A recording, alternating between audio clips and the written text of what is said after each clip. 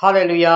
ದೇವರ ಪರಿಶುದ್ಧ ನಾಮಕ್ಕೆ ಸ್ತೋತ್ರವಾಗಲಿ. ರಾತ್ರಿ ವೇಳೆಯಲ್ಲಿ ಮತ್ತೊಂದು ಆವರ್ತಿ ನಮ್ಮನ್ನೆಲ್ಲ ಕರ್ತನ ಕರಗಳಿಗೆ ಒಪ್ಪಿಸಿಕೊಟ್ಟು ನಾವು ಪ್ರಾರ್ಥನೆ ಮಾಡಿಕೊಳ್ಳೋಣ. ಸ್ವಾಮಿ ದೇವರೇ, ನಿಮಗೆ ಸ್ತೋತ್ರ ಮಾಡ್ತೇನೆ. ರಾಜಾವೆ ಕರ್ತನೆ ಸ್ವಾಮಿ, ಈ ವಾಕ್ಯ ಸಂದೇಶದೊಂದಿಗೆ ಸ್ವಾಮಿ ನೀವು ಮಾತನಾಡ್ರಿ. ಯೇಸು ಸ್ವಾಮಿ, ನಿಮ್ಮ ಪವಿತ್ರಾತ್ಮನನ್ನು ಸ್ವಾಮಿ ಕರ್ತನೆ ಅನುಸರಿಸಿ ನಡೆಯುವಂಥವರಿಗೆ ಸ್ವಾಮಿ ಈ ಭೂಮಿಯಲ್ಲಿ ಕರ್ತನೆ ಸ್ವಾಮಿ ಯಾವ ಮೇಲಿಗೂ ಕೊರತೆ ಇಲ್ಲದಂತೆ ಸ್ವಾಮಿ ಅವರು ನಮ್ಮ ಸಂಗಡ ಇದ್ದು ಸಕಲ ವಿಷಯದಲ್ಲೂ ನಡೆಸುವಂಥ ದೇವರೇ, ನಿಮಗೆ ಸ್ತೋತ್ರ ಮಾಡ್ತೇನೆ. ಈ ವಾಕ್ಯದೊಂದಿಗೆ ನೀವು ಮಾತನಾಡ್ರಿ, ನಾವು ಕೇಳುತ್ತೀವಪ್ಪ. ಯೇಸು ಸ್ವಾಮಿ ಹೆಸರಲ್ಲಿ ಬೇಡಿಕೊಳ್ಳುತ್ತೇನೆ, ಜೀವವುಳ್ಳ ಪರಲೋಕ ತಂದೆ. ಯೋಹಾನನು ಬರೆದ ಮೊದಲನೆಯ ಪತ್ರಿಕೆ, ಅದರಲ್ಲಿ 5ನೇ ಅಧ್ಯಾಯ. ಯೋಹಾನ ಬರೆದ ಮೊದಲನೇ ಪತ್ರಿಕೆಯಲ್ಲಿ 5ನೇ ಅಧ್ಯಾಯ 13ನೇ ವಚನವನ್ನು ತೆಗೆದುಕೊಳ್ಳ್ರಿ. ದೇವರ ಮಗನ ಹೆಸರಿನಲ್ಲಿ ನಂಬಿಕೆ ಇಟ್ಟಿರುವವರು ಅವರಾದ ನಿಮ್ಮಲ್ಲಿ ನಿತ್ಯ ಜೀವ ಉಂಟೆಂದು ನಿಮಗೆ ಗೊತ್ತಾಗುವಂತೆ ಈ ಮಾತುಗಳನ್ನು ಬರೆದಿದ್ದೇನೆ. ಸಾಕು. ಇಲ್ಲಿ ಈ ವಾಕ್ಯ ಏನ್ ಹೇಳ್ತದೆ ಅಂತಂದ್ರೆ, ದೇವಕುಮಾರನಲ್ಲಿ ನಂಬಿಕೆ ಇಟ್ಟವರಿಗೆ ದೃಢ ನಿಶ್ಚಯ ಇರುವುದು. ದೃಢವಾಗಿ ನಿಶ್ಚಯ, ದೃಢ ಮತ್ತು ನಿಶ್ಚಯ. ಈ ವಾಕ್ಯದ ಕುರಿತು ದೇವರಾತ್ಮನು ನಮ್ಮಲ್ಲಿ ಇರುವುದು, ಸಕಲ ವಿಷಯದಲ್ಲಿ ಸತ್ಯತೆಯಿಂದ ನಡೆಸುವಂತ ಒಂದು ದೇವರು ಕೊಟ್ಟಂತ ಒಂದು ವಾಗ್ದಾನ ಮಾತುಗಳಾಗಿದೆ. ಇದು ಯಾಕೆ ಈ ತರ ಎಲ್ಲ ದೇವರ ವಾಕ್ಯಗಳನ್ನ ಈ ಬೈಬಲಲ್ಲಿ ಸಂಪೂರ್ಣವಾಗಿ ಅವರು ಮಾತುಗಳನ್ನ ಇಲ್ಲಿ ಅಂದ್ರೆ ಏನ್ ಹೇಳ್ತಾರೆ, ಪ್ರಿಂಟ್ ಮಾಡಲ್ಪಟ್ಟಿದೆ ಅಂದ್ರೆ, ವಾಯ್ಸ್ ಆಫ್ ಜೀಸಸ್, ನನ್ನ ಮಾತು, ಈ ವಾಕ್ಯವೇ ನನ್ನ ಮಾತು. ಇದು ನೋಡ್ಲಿಕ್ಕೆ ನಮ್ಗೆ ಖಾಲಿ ಒಂದು ಪುಸ್ತಕ, ಒಂದು ಹಾಳೆ ಇರ್ಬೋದು. ಈ ಹಾಳೆಯಲ್ಲಿ ಬರೆಯಲ್ಪಟ್ಟಿರೋದಲ್ಲ, ಪರಿಶುದ್ಧವಾದ ಒಳ್ಳೆ ದೇವರ ಒಂದು ಶಬ್ದ, ಒಂದು ಮಾತಾಗಿದೆ. ಹಾಲೆಲೂಯಾ. ಇದನ್ನ ಯಾವಾಗ್ಲೂ ನಾವು ಚೆನ್ನಾಗಿ ತಿಳ್ಕೋಬೇಕು. ಬೇರೆ ಯಾವುದು ಕತೆ ಪುಸ್ತಕಗಳಲ್ಲ. ಈ ಪುಸ್ತಕ ಓದುವಂತವನು ಯಾವತ್ತು ಹಿಂಜಾರಿ ಓದವನೇ ಅಲ್ಲ, ಚರಿತ್ರೆಯಲ್ಲೇ ಇಲ್ಲ. ಯಾಕೆಂದ್ರೆ ಎಲ್ಲ ವಿಷಯದಲ್ಲೂ ಒಳ್ಳೆ ಮಾರ್ಗವನ್ನೇ ತೋರಿಸ್ತದೆ ಈ ವಾಕ್ಯ, ಈ ಸಂದೇಶ. ಈ ಗ್ರಂಥದಲ್ಲಿರುವ ಪ್ರತಿ ಒಂದು ಮಾತು ಸತ ಅದು ಹಾಗೆ ಬರೆಯಲ್ಪಟ್ಟಿದೆ. ನೀವು ಬೇರೆ ಅನೇಕ ಯಾವ ಪುಸ್ತಕಗಳು ಓದಿದ್ರು 4 ದಿವಸ 3 ದಿವಸ ನಿಮಗೆ ಏನಾಗ್ತದೆ ಅಂತಂದ್ರೆ ಬೋರ್ ಹೊಡಿತದೆ. ಕೆಲವು ಜನ ಈ ಕತೆ ಪುಸ್ತಕಗಳನ್ನ ಓದಿರೋರಿಗೆ ನೀವು ಕೇಳಿ ತಿಳ್ಕೊಳ್ರಿ, ಗೊತ್ತಾಗ್ತದೆ. ಅಯ್ಯೋ, ಇದು ಎಂಥದಿದೆ ಬ್ರದರ್, ಇದು ಹಾಗೆ ಹೀಗೆ ಅಂತ. ನಾನು ಇದುವರೆಗೂ ನನ್ನ ಲೈಫ್ನಲ್ಲಿ ಒಂದು ಕತೆ ಪುಸ್ತಕ ನಾನು ಓದಿಲ್ಲ. ನಾನು ಸತ್ಯ ಹೇಳ್ತೀನಿ, ನಾನು ಓದಿಲ್ಲ. ಮತ್ತೆ ನ್ಯೂಸ್ ಪೇಪರ್ ನೋಡೋ ಅಭ್ಯಾಸ ನನಗಿಲ್ಲ, ನನಗೇನು ಇಲ್ಲ. ನಾನು ಪ್ರತಿ ದಿವಸ ನಾನು ಎಲ್ಲೇ ಇದ್ರೂ ದೇವರ ಸಂದೇಶವನ್ನ ಕೇಳಕ್ಕೆ ತುಂಬಾ ಇಷ್ಟಪಡ್ತೇನೆ. ದೇವರ ವಾಕ್ಯವನ್ನು ಕೇಳಲಿಕ್ಕೆ, ಇದನ್ನ ಕೇಳಲಿಕ್ಕೆ, ಕೆಲವೊಂದು ಪ್ರಸಂಗಕ್ಕೆ ಕೇಳಲಿಕ್ಕೆ ನಾನು ಬಹಳ ಇಷ್ಟಪಡ್ತೇನೆ ನಾನು. ಹಾಗಾಗಿ ನನಗೆ ಈ ವಾಕ್ಯ ಸಂದೇಶ ಅಂದ್ರೆ ಬಹಳ ಇಷ್ಟ. ದೇವರು ಅಂದ್ರೆ ನನಗೆ ಅತಿಯಾದ ಪ್ರೀತಿ ನನಗೆ. ಅದು ನನಗೆ ಮಾತ್ರ ಗೊತ್ತು, ದೇವರಿಗೆ ಗೊತ್ತು. ಅದು ನಾನು ಹೇಳಿ ನಿಮ್ಗೆ ತಿಳಿಸ್ಬೋದೇ ಹೊರತು ನಿಮ್ಮ ಒಳಗಡೆ ನಾನು ಅದನ್ನ ತಂದು ಹಾಕ್ಲಿಕ್ಕೆ ಆಗುದಿಲ್ಲ. ಹಾಗಾಗಿ ಇದು ದೇವರ ಮಗನ ಹೆಸರಿನಲ್ಲಿ ನಂಬಿಕೆ ಇಟ್ಟವರಾದ ನಿಮ್ಮಲ್ಲಿ ನಿತ್ಯ ಜೀವ ಉಂಟೆಂದು ನಿಮಗೆ ಗೊತ್ತಾಗುವಂತೆ ಈ ಮಾತುಗಳನ್ನು ಬರೆದಿದ್ದೇನೆ. ಹಾಲೆಲೂಯಾ. ನಿಮಗೆ ಗೊತ್ತಾಗುವಂತೆ. ಯಾಕಂದ್ರೆ ಇಲ್ಲಿ ಹೇಳ್ತದೆ, ದೇವರ ಮಗನ ಹೆಸರಿನಲ್ಲಿ ನಂಬಿಕೆ ಇಟ್ಟಿರೋರು ಆಶಾಭಂಗ ಎಂದು ಆಗುವುದೇ ಇಲ್ಲ. ಎಂದಿಗೂ ಅವರು ಹಿಂಜಾರಿ ಹೋದವರೇ ಅಲ್ಲ. ಅವರ ಮನಸ್ಥಿತಿಗಳನ್ನ ದೇವರಿಗೆ ದೂರ ಮಾಡ್ಕೊಂಡು ಹೋಗ್ತಾರೆ ಬಿಟ್ರೆ ದೇವರು ಯಾವತ್ತೂ ಅವರಿಗೆ ಹಿಂದೆ ತೆಗೆಯುವುದೇ ಇಲ್ಲ. ಹಾಲೆಲೂಯಾ. ನೀವೇ ನಿಮ್ಮ ಪಾಪಗಳನ್ನ ದೇವರಿಗೂ ಮನುಷ್ಯನಿಗೂ ಮಧ್ಯದಲ್ಲಿ ನಿಮ್ಮ ಪಾಪಗಳನ್ನ ಅಡ್ಡಗೋಡೆ ಮಾಡ್ಕೊಂಡಿರ್ತೀರಿ. ಅದಕ್ಕಾಗಿ ನಿಮ್ಮ ಪ್ರಾರ್ಥನೆ ಆ ಕಡೆ ಹೋಗೋದಿಲ್ಲ, ದೇವರ ಒಂದು ಆಶೀರ್ವಾದ ನಿಮ್ಮ ಕಡೆ ಬರುವುದಿಲ್ಲ. ಅದಕ್ಕೆ ದೇವರ ರಾಜ್ಯಕ್ಕಾಗಿ, ನೀತಿಗಾಗಿ ನೀವು ತವಕ ಪಡೋದಾದ್ರೆ ಬಾಕಿ ಎಲ್ಲ ಕೂಡ ನಿಮ್ಮನ್ನ ಹಿಂಬಾಲಿಸುವುದು. ಹಾಲೆಲೂಯಾ. ಯಾಕೆಂದ್ರೆ ಫಸ್ಟ್ ನಾವು ದೇವರ ರಾಜ್ಯವನ್ನು ಹುಡುಕಬೇಕು. ಇಲ್ಲಿ ಎಷ್ಟು ಕೆಲವು ಜನಗಳಿಗೆ ಏನು ಗೊತ್ತಾ, ಆಶೀರ್ವಾದ ಬೇಕು, ನನ್ನ ಆರೋಗ್ಯ ಸರಿಯಾಗಬೇಕು, ನನ್ನ ಕುಟುಂಬ ಸರಿಯಾಗಬೇಕು, ನನಗೆ ಸಾಲ ತೀರ್ಬೇಕು, ನನ್ನ ಕುಟುಂಬ ಒಡೆದಿರೋ ಸರಿ ಆದ್ಮೇಲೆ ನಾನು ಬರ್ತೀನಿ. ಹಾಲೆಲೂಯಾ. ಅಂತವ್ರು ದೇವ್ರಿಗೆ ಬೇಕಾ? ನೀವು ಯೋಚನೆ ಮಾಡಿ. ನೀವು ಫಸ್ಟ್ ಮಣ್ಕಾಲ ಹಾಕಿ, ಸ್ವಾಮಿ ನನ್ನ ಕಷ್ಟದಿಂದ ನನಗೆ ಮುಕ್ತಿ ಕೊಡು ಅಂತ ಯಾವಾಗ ನೀವು ದೇವರೊಳಗೆ ಬರ್ತೀರಿ, ಆಟೋಮೆಟಿಕ್ ಗಾಳಿ ತರ ಎಗರೋಗುತ್ತೆ ನಿಮ್ಮನ್ನು ಬಿಟ್ಟು, ನಿಮ್ಮ ಹತ್ರ ಇರುವುದಿಲ್ಲ ಅದು. ನೀವು ಏನ್ ಮಾಡ್ತೀರಿ ವಿಷಯ ಅಂದ್ರೆ, ದೇವರನ್ನ ಚಿಕ್ಕದಾಗಿ ನೋಡ್ತೀರಿ, ನಿಮ್ಮ ಕಷ್ಟಗಳನ್ನ ದೊಡ್ಡದು ಮಾಡ್ತೀರಿ. ಕಷ್ಟ ಪರಿಹಾರ ಮಾಡ್ಕೊಳ್ಳಕ್ಕೆ ನೀವು ಮಾರ್ಗ ಹುಡುಕ್ತೀರಿ ಹೊರತು ದೇವರ ಹತ್ರ ಹೋಗ್ಲಿಕ್ಕೆ ನೀವು ರೆಡಿ ಇಲ್ಲ. ಹಾಲೆಲೂಯಾ. ಅದಕ್ಕೆ ದೇವರು, ಆಯ್ತು ಮಗನೇ, ನೀನು ನನ್ನನ್ನ ಸೈಡಿಗೆ ಇಟ್ಕೊಂಡು ಸುಮ್ಮನೆ ಯಾವಾಗಾರ ಒಂದು ಸ್ತೋತ್ರ ಹೇಳ್ತೀರಿ, ಯಾವಾಗಾರ ಒಂದು ಹಲ್ಲೆಲೂಯಾ ಹೇಳ್ತೀರಿ, ನಿನ್ನ ಕೆಲಸ ಭಾರಿ ದೊಡ್ಡದಾಗಿ ಯೋಚನೆ ಮಾಡ್ತಿದ್ವಿ, ನನ್ನ ಕಷ್ಟ ಹಿಂಗ್ ತಿರ್ಬೇಕು, ನನ್ನ ಸಾಲ ಹಿಂಗ್ ತಿರ್ಬೇಕು, ನನ್ನ ಗಾಡಿ ಹಿಂಗ್ ಓಡ್ತಾ ಇಲ್ಲ. ಹಾಲೆಲೂಯಾ. ದೇವ್ರು ಸುಮ್ಮನೆ ಇರ್ತಾರೆ. ಯಾವಾಗ ನಿನ್ನ ಮನಸ್ಸು ಹೋತು, ಅಯ್ಯ ನನ್ನ ಕಾಸು ನನಗೆ ಗುಣಪಡಿಸ್ತಿಲ್ಲ, ನನ್ನ ಕಾಸು ಈ ವ್ಯಾಪಾರ ಮಾಡ್ಲಿಕ್ಕೆ ಆಗ್ಲಿಲ್ಲ, ಎಲ್ಲ ಲಾಸು ಲಾಸು ಲಾಸು ಅಂತ ಯಾವಾಗ ದೇವರ ಕಡೆ ತಿರುಗುತ್ತೀಯ, ಹಾಲೆಲೂಯಾ, ಅವಾಗ ದೇವರು ಮನ ಮರುಗುವ ಕರ್ತನು. ಆಯ್ತಪ್ಪ, ಇದೆಲ್ಲ ಮುಗಿಸ್ಕೊಂಡ, ಈಗ ಬಂದಿಯಾ, ಬಾ ಒಳಗಡೆ. ಆದ್ರೂ ಮನುಷ್ಯ ದೂರ್ಬೋದು, ದೇವರು ದೂರುವವರಲ್ಲ, ದೇವರು ದೂಷಣೆ ಮಾಡುವವರಲ್ಲ. ಅದಕ್ಕೆ ಶರೀರಧಾರಿ ಆಗಿರ್ಬೇಕಾದ್ರೆ ಕ್ಷಮೆ ದಮೆ ಎಲ್ಲ ಉಂಟು ಪ್ರಿಯರೇ. ನಾವು ಶರೀರಧಾರಿ ಆಗಿರ್ಬೇಕಾದ್ರೆ ನಾವು ಯಾವ ತಪ್ಪುಗಳನ್ನು ಮಾಡಿ ಅದನ್ನ ಪಶ್ಚಾತ್ತಾಪ ಪಡುವುದಿಲ್ಲೋ, ಹೆಚ್ಚು ತಪ್ಪು ಮೇಲೆ ತಪ್ಪು ಮಾಡ್ತೀವೋ, ದ್ವೇಷದ ಮೇಲೆ ದ್ವೇಷ ಮಾಡ್ತೀವೋ, ಅವ್ರಿಗೆ ಕಂಡ್ರೆ ಇವ್ರಿಗಾಗಲ್ಲ, ಇವ್ರಿಗೆ ಕಂಡ್ರೆ ಅವ್ರಿಗಾಗಲ್ಲ, ಅದೆಲ್ಲ ಮಾಡ್ತೀವೋ, ನಮ್ ಯಾವ ಮೇಲೆ ದೇವರ ಪರಲೋಕದಿಂದ ಒಂದು ಆಶೀರ್ವಾದ ಬರೋದಿಲ್ಲ, ನಮ್ಗೆ ಉತ್ತರನೇ ಸಿಕ್ಕೋಲ್ಲ. ಫಸ್ಟ್ ಆಫ್ ಆಲ್ ನಾವು ತಿಳ್ಕೋಬೇಕು. ಹಾಲೆಲೂಯಾ. ನಮಗೆ ಉತ್ತರ ಬೇಕು, ದೇವರಿಂದ ಉತ್ತರ ಬೇಕು ಅಂತಂದ್ರೆ ನಾವು ಮಂಡಿಕಾಲಿ ಕೆಲಸ ಕೊಡಬೇಕು, ಪ್ರಾರ್ಥನೆ ಮಾಡ್ಬೇಕು. ದೇವರೇ, ನನ್ನಿಂದ ಪ್ರತಿ ದಿವಸ ಸ್ವಾಮಿ, ನಾನು ರಾತ್ರಿ ಮಲಗಬೇಕಾ ಸ್ವಾಮಿ, ಇವತ್ತಿನ ಬೆಳಗಿನ ಸಂಜೆವರೆಗೂ ನೀನು ಕಾದುರಿಸಿದಾಗಿ ನಿನಗೆ ಸ್ತೋತ್ರ ಸ್ವಾಮಿ. ದೇವರೇ ಕರ್ತನೆ, ನಮ್ಮ ದೇಶದಲ್ಲಿ ಇರುವಂತ ಎಲ್ಲ ರಾಜ್ಯಗಳನ್ನು ದೇವರೇ, ಕಷ್ಟದಲ್ಲಿ ದುಃಖದಲ್ಲಿ ರೋಗದಲ್ಲಿ ಯಾರ್ಯಾರಿದ್ದಾರೆ ಅವ್ರಿಗೆಲ್ಲ ಬಿಡುಗಡೆ ಕೊಡು ಸ್ವಾಮಿ.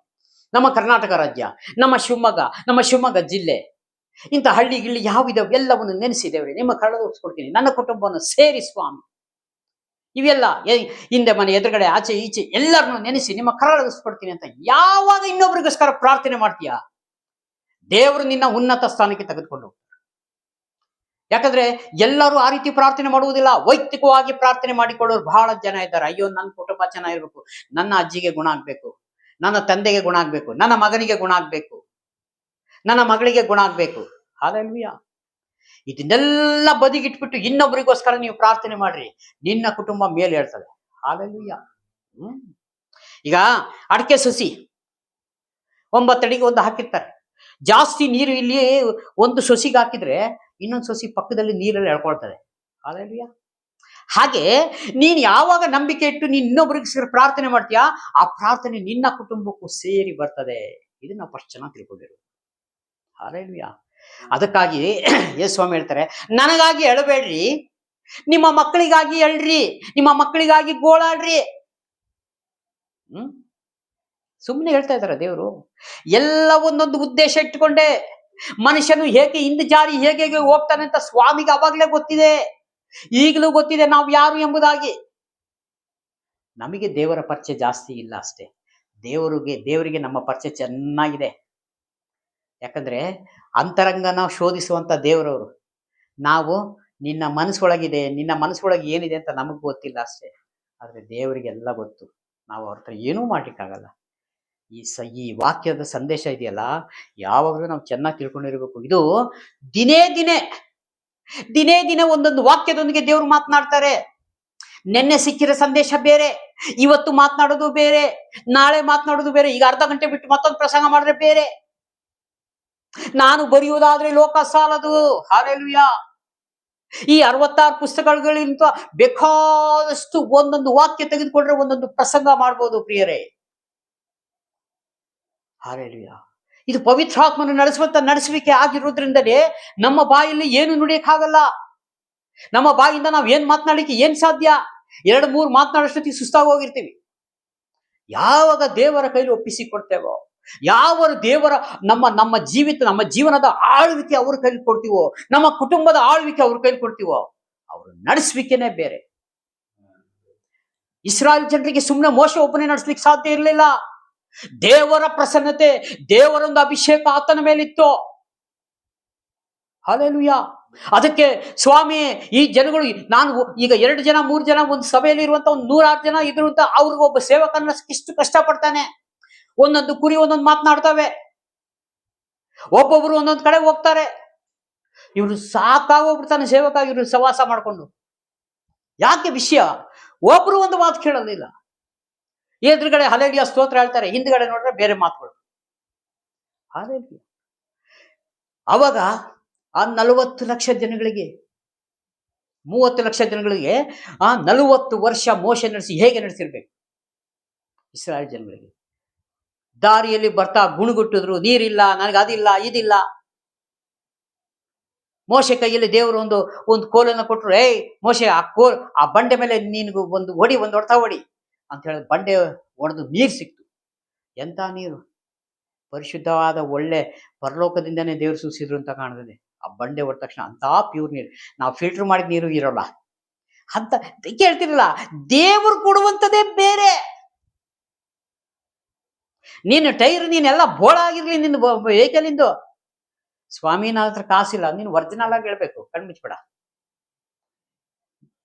ನೀನು ಒರಿಜಿನಲ್ ಹೇಳ್ಬೇಕು. ನಿನ್ನ ಹತ್ರ ನಿಜವಾಗ್ಲೂ ಕಾಸಿಲ್ಲ ಅಂತಂದ್ರೆ ಆ ಬೋಲ್ಡ್ ಟೈರ್ನೇ ಇನ್ನೂ 1 ವರ್ಷ 2 ವರ್ಷ ಓಡ್ಸಂಗ್ ದೇವ್ರು ನಡೆಸ್ತಾರೆ. ರಸ್ತೆಯಲ್ಲಿ ಹೋಗ್ಬೇಕಾದ್ರೆ ರಸ್ತೆ ಸವಿತೈತೆ, ನೀನು ಟೈರ್ ಸವಿಯಲ್ಲ. ಯಾಕೆ? ಇಸ್ರಾಯೇಲ್ ಜನರು ಆ ಅರಣ್ಯದಲ್ಲಿ ನಡ್ಕೊಂಡು ಹೋಗ್ಬೇಕಾದ್ರೆ ಬಟ್ಟೆ ಮಾಸಲಿಲ್ಲ, ಚಪ್ಪಲಿ ಸವಿಲಿಲ್ಲ. 2 ತಿಂಗಳು 3 ತಿಂಗಳಾದ್ರೆ ಚಪ್ಪಲಿ ಬರಲ್ಲ ನಮ್ಗೆ ಇವತ್ತು. ಹಾಲೆಲೂಯಾ. ಚಿಕ್ಕ ವಯಸ್ಸು, 4 ವಯಸ್ಸು ಮಗು, ಆ ಮಗು ಸ್ಲಿಪ್ಪರ್ ಇತ್ತು. ಅದು 40 ವರ್ಷವಾದ್ರೂ ಸ್ಲಿಪ್ಪರ್ ಚೇಂಜ್ ಆಗ್ಲಿಲ್ಲ. ಆ ಮಗು ಹೆಂಗ್ ಬೆಳೀತಾ ಬಂತು, ಚಪ್ಪಲಿನೂ ಹಾಗೇ ಬೆಳೀತು. ಆ ಮಗು 4 ವಯಸ್ಸಿದ್ದು ಒಂದು ಪ್ರಾಕು ಬಟ್ಟೆ ಹಾಕೊಂಡಿತ್ತು. ಆ ಮಗು 40 ವಯಸ್ಸಾಗಿದ ತಕ್ಷಣ ಆ ಬಟ್ಟೆ 40 ವರ್ಷಕ್ಕೆ ಆಗುವಂತ ಮನುಷ್ಯನಿಗೆ ಎಂತ ಬಟ್ಟೆ, ಆ ಬಟ್ಟೆ ಹಾಗೇ ಬೆಳೀತು. ಯಾಕೆ? ದೇವರ ಮೇಲೆ ಇಟ್ಟಿರೋ ನಂಬಿಕೆ. ಹಾಲೆಲೂಯಾ. ಆ ತರ ನಂಬಿಕೆ ನೀವು ಇಡುವುದಾದರೆ ಅಂತವ್ರಿಗೆ ದೇವ್ರು ಕೇಳ್ತಾರೆ, ಅಂತ ನಂಬಿಕೆ ಉಳ್ಳವನು ಯಾರಾದ್ರೂ ಇದ್ದಾರಾ ಭೂಮಿ ಮೇಲೆ? ಹಾಲೆಲೂಯಾ. ಈ ಚಾಲುಕ್ಯ ನಗರದಲ್ಲಿ 18ನೇ ಕ್ಲಾಸ್ ಇರುವಂತ ಈ ಭವನದಲ್ಲಿ ಯಾರಾದ್ರೂ ಇದ್ದೀರಾ? ದೇವ್ರಿಗೆ ಮಾತನ್ನು ಕೇಳ್ತಾರೆ. ನೀವ್ ಹೇಳ್ಬೇಕು, ಸ್ವಾಮಿ ನಾನಿದ್ದೇನಪ್ಪ, ನನಗೆ ಇಷ್ಟು ದಿವಸ ನನಗೆ ಗೊತ್ತಿಲ್ಲ ದೇವ್ರೆ, ಇನ್ನು ಮುಂದೆ ನಾನು ಈ ರೀತಿ ನಡಿತೀನಿ ಅಂತ ಹೇಳಿದ್ರೆ ನಿನಗೆ ದೇವ್ರು ಆಮೆನ್. ನಿನಗೆ ಶುಭವಾಗಲಿ. ಅಪಜಯಕ್ಕೆ ಯಾವತ್ತೂ ಒಳಗೆ ಪಡಿಸುವುದಿಲ್ಲ ದೇವರು. ನಿನ್ನ ಜೀವಿತ ಕಾಲವಲ್ಲ ಯೆಹೋವನ ಮಂದಿರದಲ್ಲಿ ವಾಸಿಸಕ್ಕೆ ದೇವರು ಮಾಡ್ತಾರೆ. ನಿನ್ನ ಬಲಹೀನತೆಯಲ್ಲೂ ದೇವರು ಬಲವನ್ನು ಕೊಡುವಂತವರಾಗಿರ್ತಾರೆ. ಹಾಲೆಲೂಯಾ. ನೀನ್ ಬಲಹೀನತೆ ಆದರೆ ಬಲವನ್ನು ನಾನೇ ನಿನಗೆ ಕೊಡ್ತೇನೆ. ನಿನಗೆ ಜಾಗ ಕೊಡಿಸಿ ಮನೆ ಕಟ್ಟಿಸ್ಕೊಡ್ತೇನೆ, ಗೃಹಪ್ರವೇಶ ಮಾಡ್ಕೊಡ್ತೀನಿ ಅಂತಾರೆ ದೇವರು. ಅಂದರೆ ಅರ್ಥ, ನಾನ್ ಬಲಹೀನ ವೇಳೆಯಲು ಬಲವಾಗಿ ಇರು ಯೇಸುವೆ, ಅಜ್ಞಾನದ ವೇಳೆಯಲು ಜ್ಞಾನವ ನೀಡು ಯೇಸುವೆ, ಅಜ್ಞಾನದ ವೇಳೆಯಲು ಜ್ಞಾನವ ನೀಡು ಯೇಸುವೆ, ಹತ್ತಿರವೇ ಇರು ಯೇಸುವೆ, ಕಷ್ಟದ ಸಮಯದಲ್ಲಿ ನಿನ್ನ ಹೊರತು ಯಾರು ಇಲ್ಲ ನನಗೆ ಸಹಾಯ ಹಸ್ತ ನೀಡಲು. ಯಾಕೆ ದೇವ್ರಿಗೆ ಮಾತನಾಡ್ತಾರೆ? ನೀನು ಬಲ ಇಲ್ಲದೆ ಇರುವಾಗ, ಹಾಲೆಲೂಯಾ, ನಿನ್ನ ಬಲವಾಗಿ ನಾನು ಎತ್ತಿಕೊಳ್ಳುತ್ತೇನೆ, ನಿನ್ನ ತೋಳಿನಲ್ಲಿ ನಾನು ಬಲ ಕೊಡ್ತೇನೆ, ನಿನ್ನ ಮೇಂಡಲ್ಲಿ ನಿನಗೆ ಆತ್ಮಿಕವಾದ ಜ್ಞಾನವನ್ನು ನಾನು ದಯಪಾಲಿಸ್ತೇನೆ. In the name of Jesus ಅಂದ್ರೆ ಸಾಕು, ನೀನ್ ಹಂಗೆ ಬಡ ನೀನು ನಡುಗ ಹೋಗ್ಬಿಡ್ತೀಯ ಮನುಷ್ಯನೇ. ಸುಮ್ಮನೆ ಅಲ್ಲ ನಾವು ದೇವ್ರನ್ನ ಸೇವಿಸೋದು. ಪರಲೋಕದ ದೇವರು ಅಂದ್ರೆ ನಾವು ಏನಂತ ತಿಳ್ಕೊಂಡಿದ್ದೇವೆ. ಅದಕ್ಕೆ ಯಾವತ್ತು ದೇವರನ್ನ ನಮ್ಮ ಮುಂದೆ ಇಟ್ಕೋಬೇಕು. ನಮ್ಮ ಮುಂದೆ ಇಟ್ಟು ನಡೆಯುವುದಾದ್ರೆ ಏನ್ ನೋಡಿ, ಈ ಮನೆಯಲ್ಲಿ ಒಬ್ಬ ಕುಟುಂಬದಲ್ಲಿ ಯಜಮಾನ, ಈಗ ನಿಮ್ಮ ತಂದೆನ ಇಟ್ಕೊಂಡು ನೀನ್ ಯಾವ ವ್ಯವಹಾರ ಮಾಡಿದ್ರು ಹಿಂದೆ ನೀನ್ ಬೆನ್ನಿಂದೆ ನಿಂತ್ಕೊಂತೀಯಾರ ನಿಮ್ಮ ಅಪ್ಪನ ಮುಂದೆ ಹಿಂದೆ? ಯಾಕೆ? ನಮ್ಮ ಮನೆಯಲ್ಲಿ ಕುಟುಂಬದ ಯಜಮಾನನೇ ಇದ್ದಾನ, ಅವನು ಮಗನಾಗಿದ್ದೇನೆ ನಾನು. ಯಾವತ್ತು ನಿಮ್ಮ ಅಪ್ಪನ ಹಿಂದಕ್ಕೆ ನಿಂತ್ಕೋತೀಯ ನೀನು? ಇಲ್ಲ. ಯಾಕೆ? ಇದು ದೇವರ ನೇಮಕ ಮಾಡ್ಕೊಂಡಿದ್ದಾರೆ. ಈಗ ಮನೆಗೆ ಕುಟುಂಬಕ್ಕೆ ಯಜಮಾನ ನೀನು. ನಿನ್ನ ಮನೆಯಲ್ಲಿ, ನನ್ನ ಮನೆಯಲ್ಲಿ ನಾನು ಯಜಮಾನನಾಗಿರ್ತೇನೆ. ಇವ್ರ ಮನೆಯಲ್ಲಿ ಇವ್ರ ತಂದೆ ಯಜಮಾನರು. ಇವ್ರ ಯಜಮಾನರಿಗೆ ಇವ್ರ ತಾಯಿಯಾಗಿರ್ಲಿ, ಇವ್ರ ಮಕ್ಕಳಾಗಿರ್ಲಿ ಅಧೀನನಾಗಿರಬೇಕು. ಹಾಗೆ ದೇವರು ಇಡೀ ಜಗತ್ತಿಗೆ ಯಜಮಾನನು, ಒಡೆಯನು, ತಂದೆಯಾಗಿದ್ದಾರೆ. ನಾವು ಅವರ ಅಂಗಾಂಗ, ಒಂದೊಂದು ಸ್ಪೇರ್ ನಾವು. ಹಲ್ಲೆಲೂಯಾ. ಹಾಗಾಗಿ ನಾವು ಇಂತಹ ದೇವರನ್ನ ಆರಾಧನೆ ಮಾಡಬೇಕಾದ್ರೆ, ಇಂಥ ದೇವರನ್ನ ನಾವು ಪ್ರಾರ್ಥನೆ ಮಾಡಬೇಕಾದ್ರೆ ನಮ್ಮನ್ನ ನಾವು ಪರೀಕ್ಷೆ ಮಾಡಿಕೊಂಡು ಎಚ್ಚೆತ್ಕೊಂಡು ನಾವು ಪ್ರಾರ್ಥನೆ. ದೇವರಲ್ಲಿ ಯಾವಾಗ ನಾವು ಭಯದಲ್ಲಿ ನಾವು ನಡುಗುತ್ತಾ, ಯೆಹೋವನ ಮಂದಿರದಲ್ಲಿ ನೀವು ನಡುಗುತ್ತಾ, ದೇವರ ಮುಂದೆ ನಡುಗುತ್ತಾ ಹೋಗ್ರಿ. ಅವಾಗ ದೇವ್ರು ಕನಿಕರಿಸ್ತಾರೆ.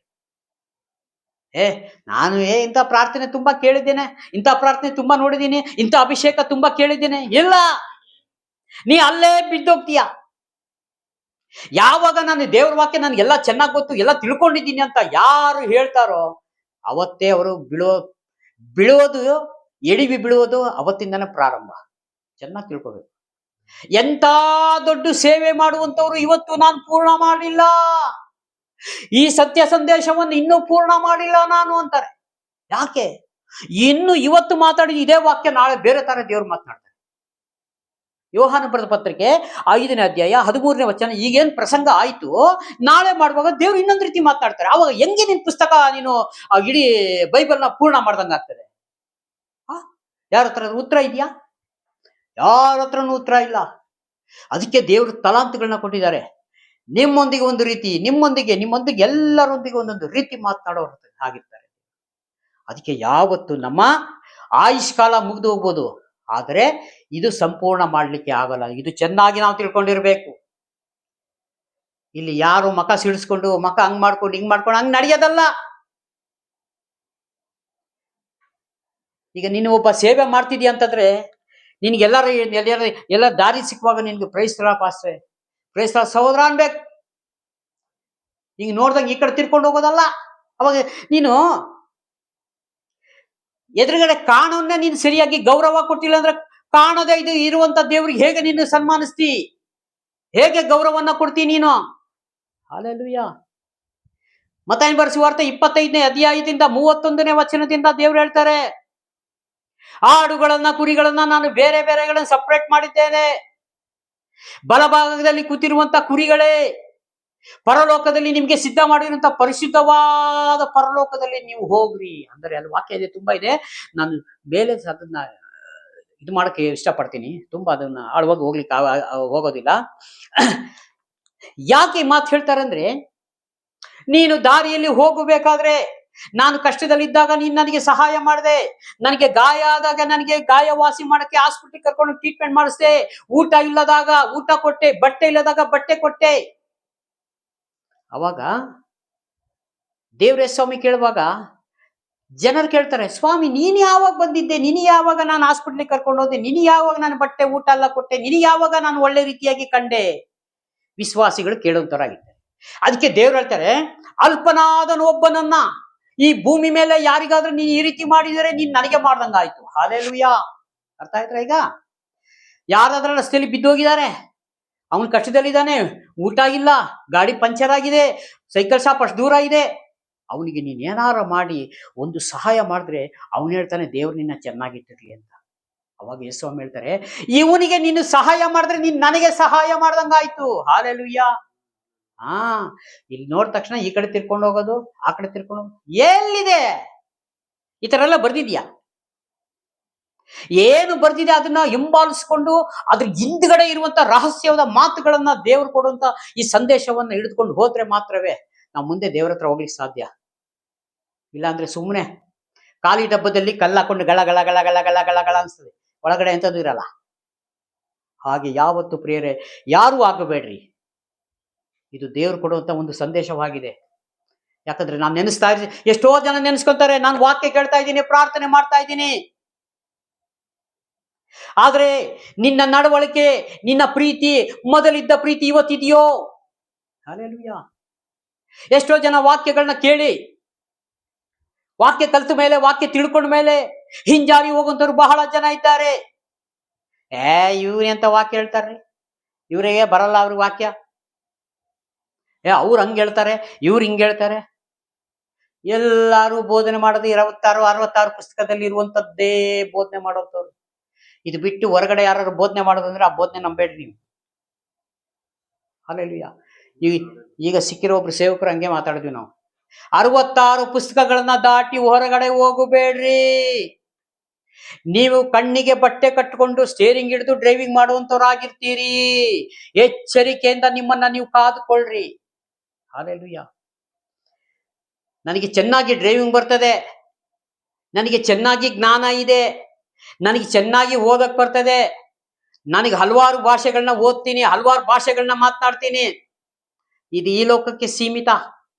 ಪರಲೋಕಕ್ಕೆ ಅವೆಲ್ಲ ನಡೆಯಲ್ಲ. ಪರಲೋಕದಲ್ಲಿ ಯೋಹಾನ ಬರೆದ ಪತ್ರಿಕೆ ಓದ್ಬೇಕು ನಾವು. ನಾನೇ ಮಾರ್ಗವು ಸತ್ಯವೂ ಜೀವವೂ ಆಗಿದ್ದೇನೆ. ಯಾರು? ಯೇಸು. ನನ್ನ ಹೊರತು ನೀವು ತಂದೆ ಬಳಿಗೆ ಯಾರು ಹೋಗ್ಲಾರ, ಒಬ್ರು ಹೋಗೋದಿಲ್ಲ. ಅವ್ರು ಯಾವ ಭಾಷೆ ಮಾತಾಡೋ ಇಲ್ಲಿಗೆ ಅಷ್ಟೇ. ಅದು ಪರಲೋಕಕ್ಕೆ ಅವೆಲ್ಲ ನಡೆಯಲ್ಲ. ಯೇಸು ಸ್ವಾಮಿ ಮಾರ್ಗ ಆಗಿದ್ದಾರೆ. ಯೇಸು ಸ್ವಾಮಿ ಹಿಂಬಾಲಿಸೋರು ಮಾತ್ರ ಪರಲೋಕ ರಾಜ್ಯಕ್ಕೆ ಹೋಗ್ಲಿಕ್ಕೆ ಸಾಧ್ಯ. ಯೇಸು ಸ್ವಾಮಿ ಹಿಂಬಾಲಿಸುವುದಂದ್ರೆ ಅದ್ರ ಹಿಂದೆ ಬಹಳ ದೊಡ್ಡದೊಂದು ಚರಿತ್ರೆನೇ ಇದೆ. ಹಿಂಬಾಲಿಸೋದು ಅಂತಂದ್ರೆ ಬರೀ ವಾಕ್ಯ ಕೇಳಿ ಸುಮ್ಮನೆ ನಾವು ಹಾಗೆ ಇರೋದಲ್ಲ, ಜೀವಿಸ್ಬೇಕು. ಪ್ರತಿ ದಿವಸ ನಮ್ಮ ಒಡನಾಟ, ನಮ್ಮ ನೋಟಗಳು, ನಮ್ಮ ಮಾತಿನ ಶೈಲಿಗಳು ಇದ್ರ ಮೇಲೆ ಡಿಪೆಂಡ್ ಆಫ್ ನಮ್ಮ ಜಡ್ಜ್ಮೆಂಟ್. ಹಾಗಾಗಿ ಈ ಕೊಟ್ಟಂತ ಸಂದೇಶಕ್ಕಾಗಿ ಸ್ತೋತ್ರ. ಇಲ್ಲಿ ತನಕ ಈ ವಾಕ್ಯ ನಾವು ಎಷ್ಟೋದಿ ನನಗೆ ತಿಳಿಯೋದು, ಬಟ್ ಪವಿತ್ರಾತ್ಮನ ನಡೆಸುವಿಕೆ ಇರೋದ್ರಿಂದ ಇಲ್ಲಿ ಸಮಯ ಜಾಸ್ತಿ ಆಗಿದೆ. ದೇವರ ಚಿತ್ತವಾದ್ರೆ ನಾಳೆ ಕಂಟಿನ್ಯೂ ಮಾಡ್ಕೊಳ್ಳೋಣ. ಅದಕ್ಕೆ ಒಂದು ಅಂಡರ್ಲೈನ್ ಮಾಡ್ಕೊಳ್ಳಪ್ಪ. ಕಣ್ಮುಚ್ಚಿ ಪ್ರಾರ್ಥನೆ ಮಾಡ್ಕೊಳ್ಳೋಣ. ಪ್ರೀತಿ ಸ್ವರೂಪನಾದ ದೇವರೇ, ರಾಜಾದಿರಾಜನ ಯೇಸು ಸ್ವಾಮಿ, ನಿಮಗೆ ಮಹಿಮೆ ಆಗಲಿ. ಈ ರಾತ್ರಿ ವೇಳೆಯಲ್ಲಿ ಕೊಟ್ಟಂತ ಸಂದೇಶಕ್ಕಾಗಿ ಸ್ತೋತ್ರ. ಹಾಡಿನಿಂದಲೂ ಪ್ರಾರ್ಥನೆಯಿಂದಲೂ ವಾಕ್ಯ ವಚನದಿಂದಲೂ ಸ್ವಾಮಿ ದೇವರೇ ನಿಮ್ಮನ್ನ ಸನ್ಮಾನಿಸ್ತೇವೆ, ನಿಮ್ಮ ಹೆಸರಿನ ಮೇಲೆ ಬದುಕ್ತೇವೆ ಅಪ್ಪ. ಈ ಕರ್ತನೆ ವಿಡಿಯೋ ಮುಖಾಂತರ ನೋಡುತ್ತಾ ಪ್ರತಿಯೊಬ್ಬರು ಸಹೋದರಿ ನೆನೆಸಿ ನಿಮ್ಮ ಕರಗಳ ಸ್ವಾಮಿ ಪ್ರಾರ್ಥನೆ ಕೇಳಿಕಾಗಿ ಸ್ತೋತ್ರ. ಯೇಸು ಸ್ವಾಮಿ ಹೆಸರು ಬೇಡಿಕೊಳ್ತೇನೆ, ಜೀವವುಳ್ಳ ಪರಲೋಕ ತಂದೆ. Praise the lord. God bless you. ದೇವರೆಲ್ಲರೂ ಆಶೀರ್ವದಿಸಲಿ. ಆಮೆನ್.